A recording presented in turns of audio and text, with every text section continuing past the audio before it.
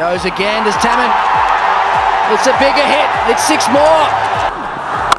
Again, a very good hit from Shakib Al Hasan. That's been hit. High, wide, handsome. সব জল্পনা কল্পনার অবসান ঘটিয়ে আগেভাগেই চ্যাম্পিয়ন ট্রফির দল ঘোষণা করেছে Bangladesh cricket board BCB.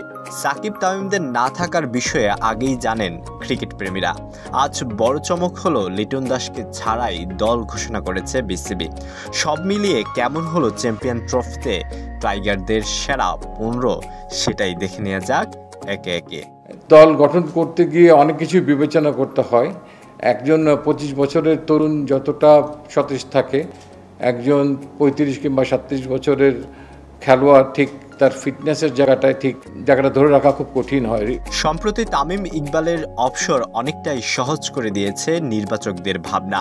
Champion ট্রফির বড় নাম সাকিব আল হাসান দ্বিতীয় দফায় বোলিং অ্যাকশন পরীক্ষাও ফেল করার পর শুধুমাত্র ব্যাটার হিসেবে তার উপর আস্থা রাখেনি প্রধান নির্বাচক গাজী আশরাফ হোসেন লিপু। ওয়েস্ট ইন্ডিজ সফরে ব্যাট প্যাচে বন্দি লিটন আর অফ ফর্মে শরীফুল ইসলামও নেই স্কোয়াডে। তাই সাকিব তামিমদের বিকল্প হিসেবে জায়গা পাচ্ছেন অন্যরা।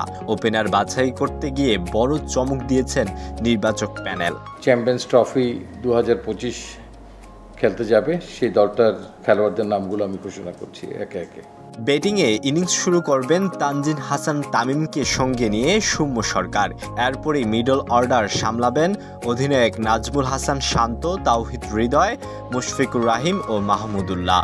তারপরে যার নাম আসবে সে আর কেউ নয়, ওয়েস্ট ইন্ডিজ সফরে দারুণ পারফরমেন্স করা জাকির আলী অনিক। ফিনিশিংয়ে দুর্দান্ত হয়ে ওঠা জাকিরের এটা প্রথমবারের মতো আইসিসির বড় কোনো আসরে খেলার সুযোগ।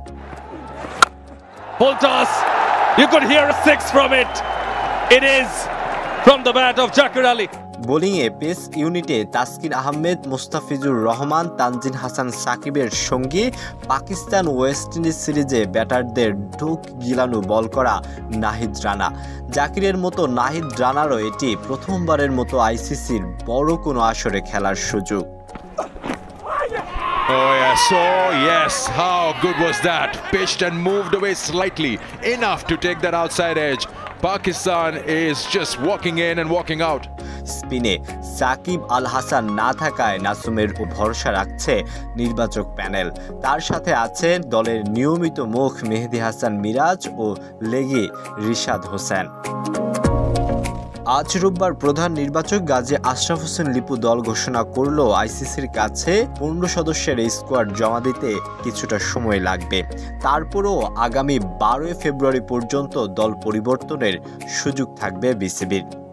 আগামী 19 ফেব্রুয়ারি চ্যাম্পিয়ন ট্রফির পর্দা উঠবে, যা 9 মার্চ পর্যন্ত চলবে। আগামী 20 ফেব্রুয়ারি ভারতের বিপক্ষে প্রথম ম্যাচ দিয়ে টুর্নামেন্ট শুরু করবে শান্ত বাহিনী।